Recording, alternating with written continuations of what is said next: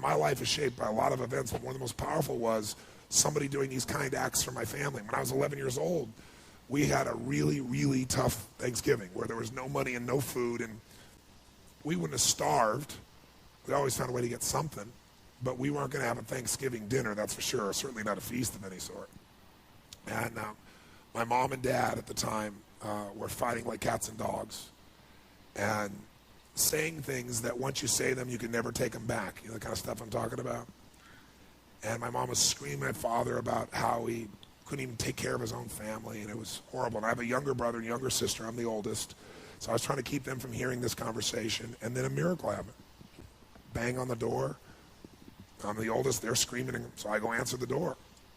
And I answer the door, and standing there is this giant man. I was this little boy, and he's holding this huge box of food.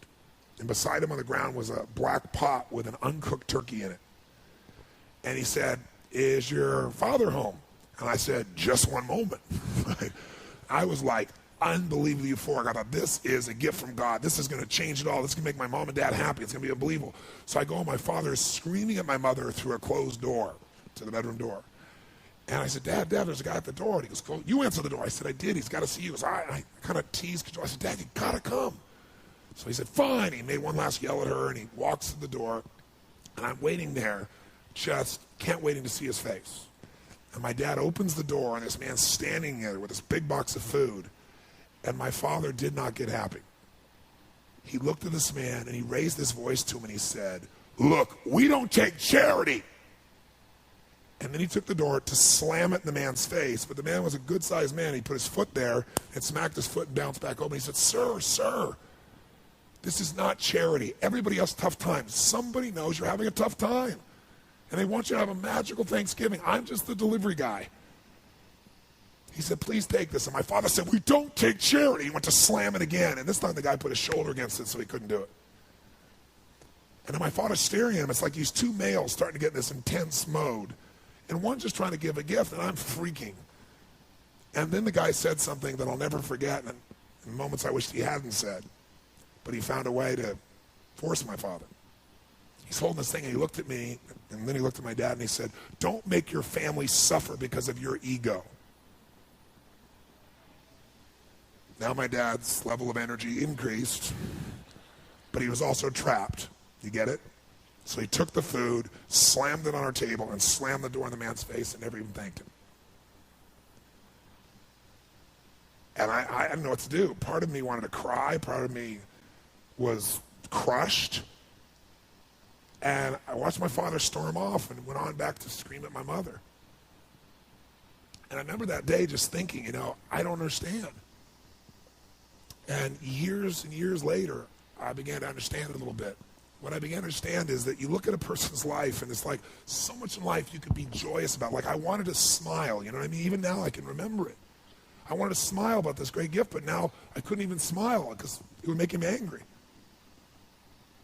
And then I thought, years I figured out, our whole life is shaped by decisions. That's what we've talked about today, right? But there's 3 decisions you're making every moment you're alive. And the way you make these 3 decisions shapes your destiny.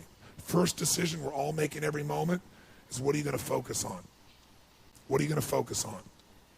And, I realized that my father's life and my life ended up very different because we made that day 3 decisions very differently.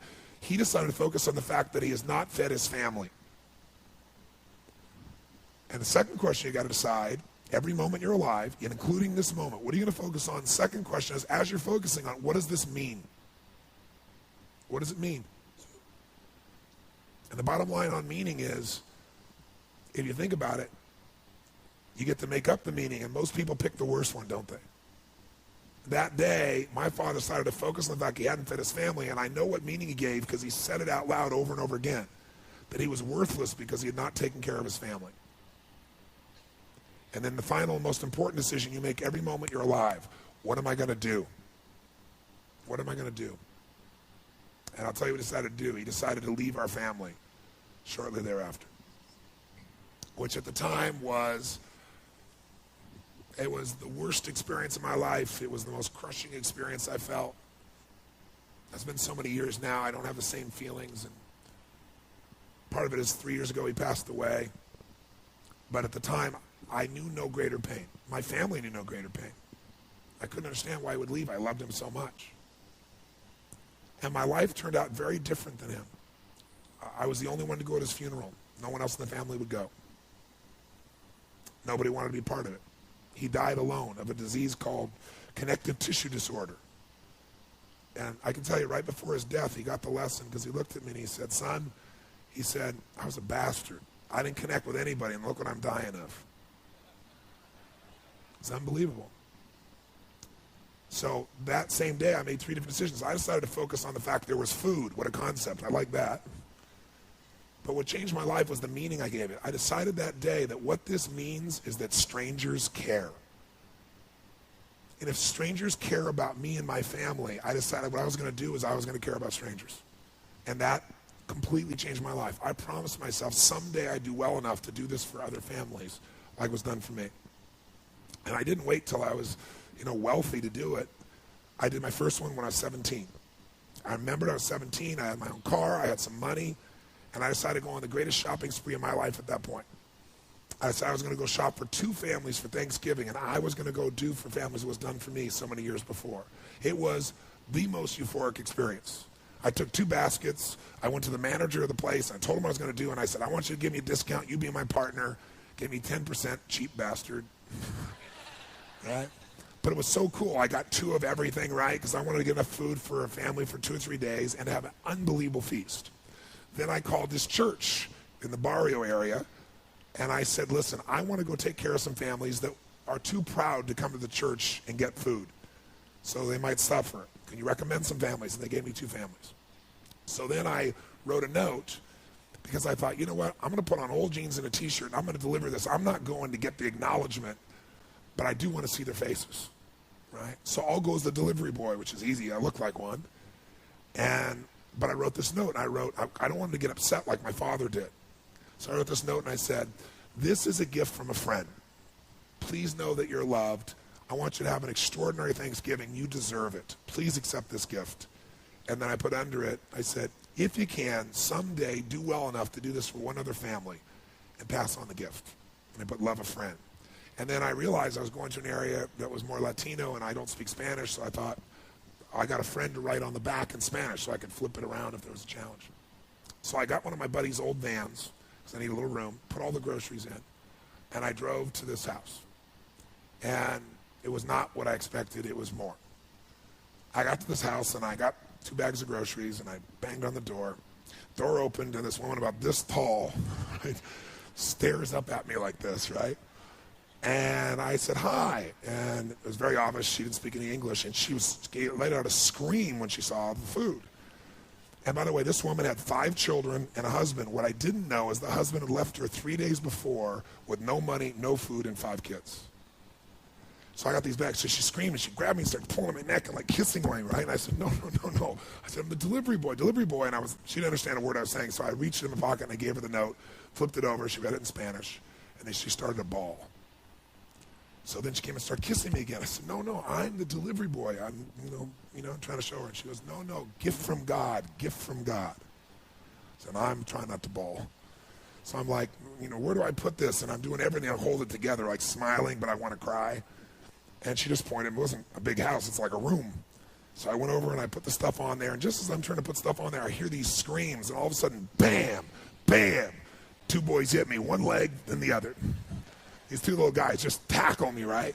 When they saw the food, they went crazy. When I saw the pumpkin pie, it was over. So I said, come out with me. And so they came out, and we kept bringing these groceries in. And I'm telling you, it was like, I don't know how to describe it. It was the most euphoric, fun, passionate, loving. It was like they're my little brothers, And so we brought all the stuff in, and they were laughing, and they were lit up.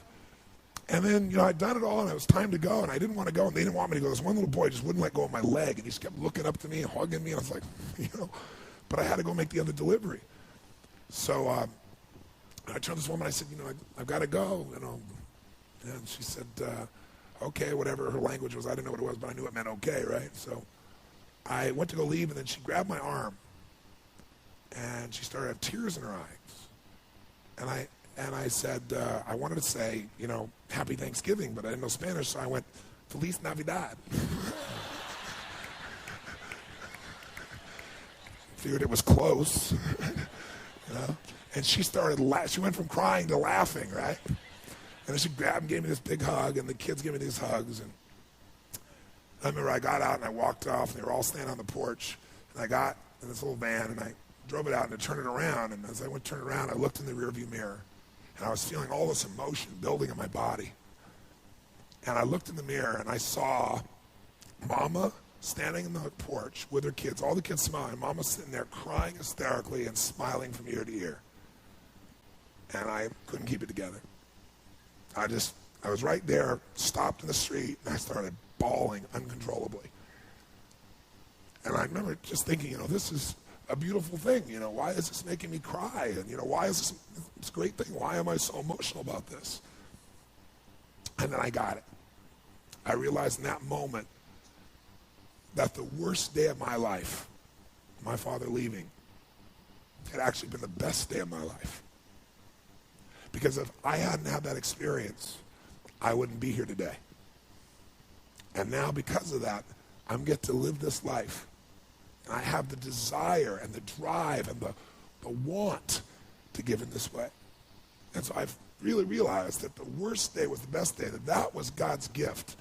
The gift wouldn't have been there if he would have stayed. There's an old country song that says, thank God for unanswered prayers. It's a story about this man who wants his prayer and finds out later on it wasn't fulfilled, right?